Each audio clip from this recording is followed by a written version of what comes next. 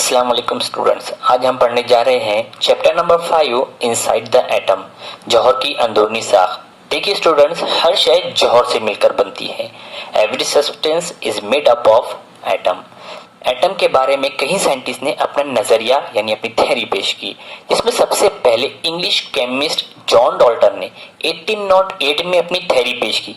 उन्होंने कहा, जौहर गोल, सख्त और ठोस होता है जिसे तकसीम नहीं किया जा सकता। N atom is a hard solid ball and it is indivisible. इसके बाद 1897 में सर जे जे थॉमसन ने अपनी थ्योरी में बताया कि एटम में दो जर्रात यानी टू पार्टिकल्स होते हैं। एक होता है मुस्बत जर्रात और दूसरा होता है मनफी जर्रात यानी positive particles and negative particles. इसके बाद तीसरे टाइम साइंटिस्ट रुदरफोर्ड, उन्होंने अपनी थ्योरी में बताया कि एक नहीं, दो नहीं, बल्कि एटम के 3 पार्टिकल्स होते हैं। रुदरफोर्ड ने उन्हें नाम भी दिए, प्रोटॉन, न्यूट्रॉन एंड इलेक्ट्रॉन। अब स्टूडेंट्स, हम इन पार्टिकल्स के बारे में डिटेल में नॉलेज हासिल करेंगे। सबसे पहले आता है proton. Proton symbol is P, यानी प्रोटॉन की सिंबल पी होती है। और proton is a positively charge, यानी प्रोटॉन पर मुस्बत भार होता है। And it is located in A nucleus, यानी प्रोटॉन मरकजी में पाया जाता है। Second is a neutron. Neutron symbol is an, and neutron की अलामत एन होती है। It does not have any charge, यानी उस पर कोई बार ही नहीं होता है। It is also located in a nucleus and यानी न्यूट्रॉन भी मरकज़े में ही, यानी प्रोटॉन और न्यूट्रॉन दोनों भी न्यूक्लियॉन जो होते हैं वो मरकज़े में ही पाए जाते हैं। Third is electron. Electron symbol is E. Electron की अलामत ई होती है और इलेक्ट्रॉन इज नेगेटिवली चार्ज, यानी इस पर मनफी बार होता है। Electron revolve in orbit around the nucleus, यानी इलेक्ट्रॉन अपने मदार पर मरकजे के एतराफ में गर्दिश करता है। अब स्टूडेंट्स, हम नेक्स्ट टॉपिक पर आते हैं, जिसे है एटॉमिक नंबर यानी जौहरी अदद। It is represented by the letter Z, यानी उसे Z से जाहिर करते हैं।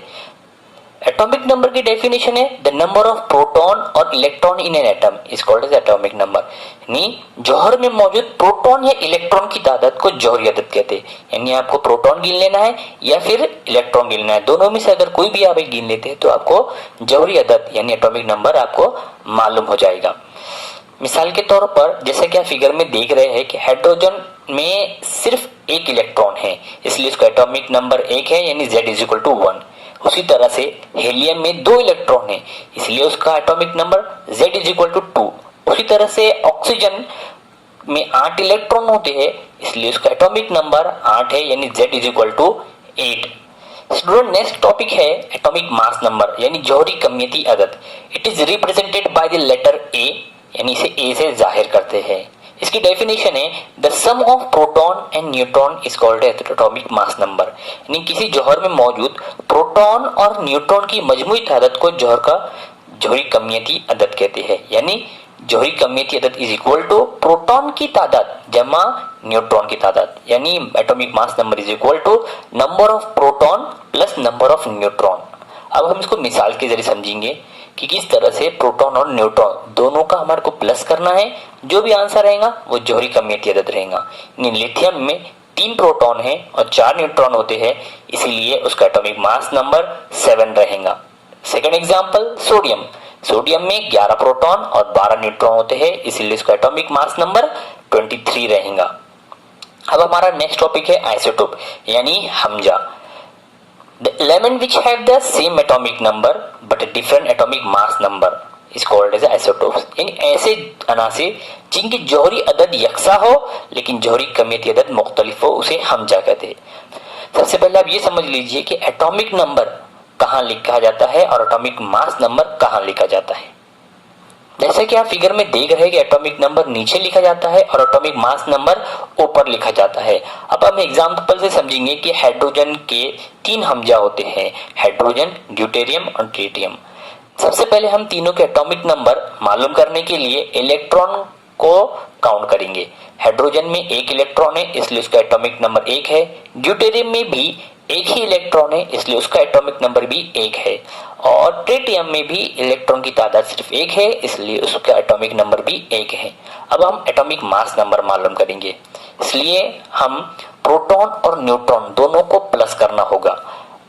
इसमें इलेक्ट्रॉन के मास को काउंट नहीं करते हैं। इलेक्ट्रॉन बहुत ही छोटा होता है, अगर हम उसके मास को नहीं भी गिने तो भी चल जाता है, इसलिए सिर्फ और सिर्फ प्रोटॉन और न्यूट्रॉन को प्लस करना है। हाइड्रोजन में एक प्रोटॉन है और न्यूट्रॉन एक भी नहीं है, इसलिए इसका atomic number 1 plus is equal to 1 रहेगा। ड्यूटेरियम में एक प्रोटॉन है और एक न्यूट्रॉन भी है, इसलिए इसका atomic mass number 1 plus 1 is equal to 2 रहेगा। ट्रिटियम में एक प्रोटॉन है और 2 न्यूट्रॉन है, इसलिए इसका atomic mass number 1 plus 2 is equal to 3 रहेगा। अब आप समझ ही गए होंगे कि हर बार हाइड्रोजन, ड्यूटेरियम और ट्रिटियम के एटॉमिक नंबर सेम है, यानी एक ही है, लेकिन एटॉमिक मास नंबर हाइड्रोजन का 1 है, ड्यूटेरियम का 2 है और ट्रिटियम का 3 है, यानी कि एटॉमिक मास नंबर सेम नहीं है, डिफरेंट है और एटॉमिक नंबर सेम है। स्टूडेंट्स, अब हम एटॉम के ऑर्बिट या शेल के बारे में पढ़ेंगे। इलेक्ट्रॉन अपने अपने ऑर्बिट में होते हैं, जैसे कि आप फिगर में देख रहे हैं। फर्स्ट ऑर्बिट का नाम K, सेकेंड ऑर्बिट का नाम L, इस तरह से M, N ऑर्बिट के नाम होते हैं। अब हम देखेंगे कि कौन सी शेल में कितने इलेक्ट्रॉन रह सकते हैं। इसके लिए एक फॉर्मूला है 2n²। अगर पहला शेल है तो आप n की जगह 1 लिखेंगे और 2 इंटू 1 ब्रैकेट स्क्वायर, तो आंसर आएगा 2 इंटू 1 इज इक्वल टू 2, यानी पहले शेल में सिर्फ 2 इलेक्ट्रॉन रह सकते हैं, इससे ज्यादा नहीं रह सकते। इस तरह से दूसरे शेल में आप n की जगह 2 लिखिए, 2 इंटू 2 ब्रैकेट स्क्वायर, यानी आंसर आएगा 2 इंटू 2 इज इक्वल टू 4, यानी इसका मतलब है कि दूसरे शेल में 8 इलेक्ट्रॉन रह सकते हैं, इससे ज्यादा नहीं रह सकते। इस तरह से तीसरे शेल में आपको n की जगह 3 लिखना है और चौथे शेल में n की जगह 4 लिखना है, तो आपको मालूम हो जाएगा कि थर्ड और फोर्थ शेल में कितने इलेक्ट्रॉन्स होते हैं। चलिए स्टूडेंट्स, हम अब आगे आते हैं इलेक्ट्रॉनिक कॉन्फ़िगरेशन। हमारा नया टॉपिक है इलेक्ट्रॉनिक कॉन्फ़िगरेशन, यानी इलेक्ट्रॉनिक तश्कील, यानी कौन से ऑर्बिट में कितने इलेक्ट्रॉन्स होते हैं। इलेक्ट्रॉनिक कॉन्फ़िगरेशन की वजह से हमें मालूम हो जाता है कि शेल में कितने इलेक्ट्रॉन होते हैं। एग्जाम्पल, लिथियम में 3 इलेक्ट्रॉन होते हैं तो उसकी इलेक्ट्रॉनिक कॉन्फ़िगरेशन 2,1 रहेंगी। इसी तरह से क्लोरीन में 17 इलेक्ट्रॉन होते हैं तो इलेक्ट्रॉनिक कॉन्फ़िगरेशन उसकी 2,8,7 रहेंगी। इससे दिखता है कि 2 यानी पहले ऑर्बिट में 2 इलेक्ट्रॉन है, सेकेंड ऑर्बिट में 8 इलेक्ट्रॉन है, ये इनकी लास्ट लिमिट है 2 और 8 से ज्यादा इलेक्ट्रॉन सेकेंड ऑर्बिट में नहीं रह सकते, इसलिए बाकी के 7 इलेक्ट्रॉन्स थर्ड शेल में चले जाते हैं। अब हम वैलेंसी यानी गिफ्ट के बारे में पढ़ेंगे। Every element has a definite capacity for combining with other element. हर उनसर के दूसरे उनसर के साथ तामुल करने की सलाहियत महदूद होती है।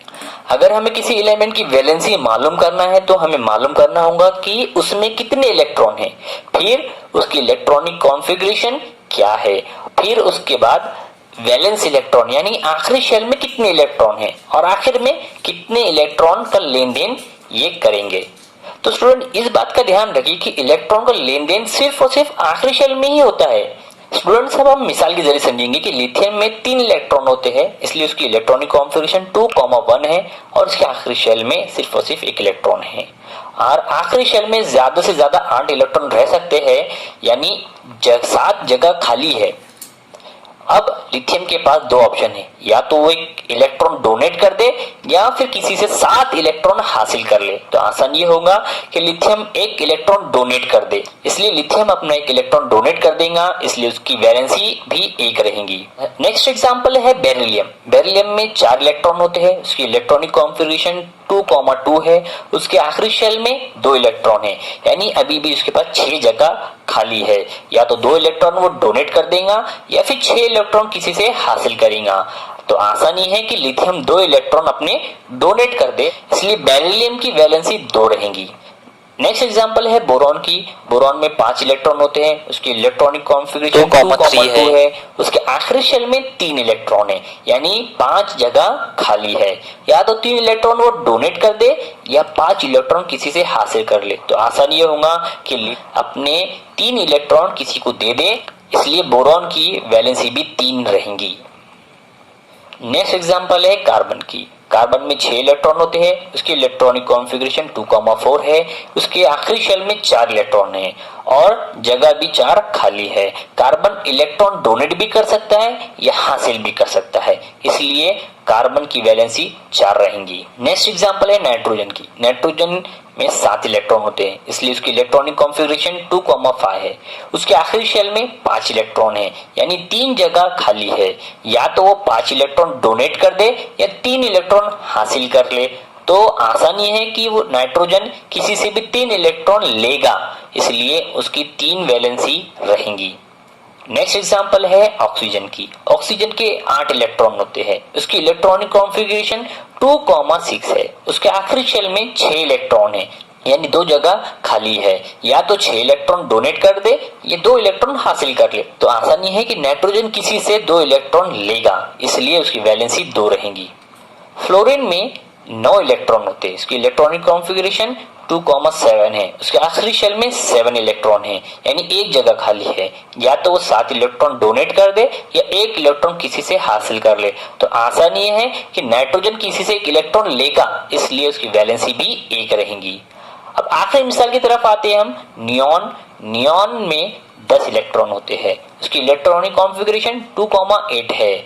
तो आप देख ही रहे हैं कि इसके आखिरी शेल में भी 8 इलेक्ट्रॉन है, यानी जगह खाली नहीं है। इसलिए नियॉन ना तो इलेक्ट्रॉन लेगा और ना ही डोनेट करेगा, इसलिए नियॉन की वैलेंसी 0 रहेंगी। तो स्टूडेंट्स, हमारा नेक्स्ट टॉपिक है आयन का बनना, यानी formation of ions. Ions are form by the give and take of electron, by the sharing of electron, यानी इलेक्ट्रॉन के लेन देन से आयन तैयार होते हैं। केमिकल रिएक्शन के दौरान मेटल्स यानी धात इलेक्ट्रॉन खोते हैं और उन पर पॉजिटिव लिखा जाता है, यानी पॉजिटिव आयंस होते हैं। और नॉन मेटल्स यानी अधात इलेक्ट्रॉन हासिल करते हैं, यानी उन पर नेगेटिव लिखा जाता है, यानी नेगेटिव आयंस होते हैं। सबसे पहले हम मेटल की एग्जांपल देखेंगे। सोडियम में 11 इलेक्ट्रॉन होते हैं, इसलिए उसकी इलेक्ट्रॉनिक कॉन्फ़िगरेशन 2,8,1 है। वो अपना 1 इलेक्ट्रॉन डोनेट करके पॉजिटिव आयंस बनाएगा। इसी तरह से मैग्नीशियम में 12 इलेक्ट्रॉन होते हैं, इसलिए उसकी इलेक्ट्रॉनिक कॉन्फ़िगरेशन 2,8,2 है। वो अपने 2 इलेक्ट्रॉन डोनेट करेगा, यानी पॉजिटिव आयंस बनाएगा। अब हम एग्जांपल देखेंगे नॉन मेटल्स की। क्लोरीन में 17 इलेक्ट्रॉन होते हैं, इसलिए इसकी इलेक्ट्रॉनिक कॉन्फ़िगरेशन 2,8,7 है। वो 1 इलेक्ट्रॉन हासिल करके नेगेटिव आयंस बनाएगा। उसी तरह से ऑक्सीजन के 8 इलेक्ट्रॉन होते हैं, इसलिए उसकी इलेक्ट्रॉनिक कॉन्फ़िगरेशन 2,6 है। वो 2 इलेक्ट्रॉन हासिल करके 2 नेगेटिव आयंस बनाएगा। तो स्टूडेंट्स, हमने आज एटम के स्ट्रक्चर के बारे में तफसील से मालूमात हासिल करे। खुदा हाफिज।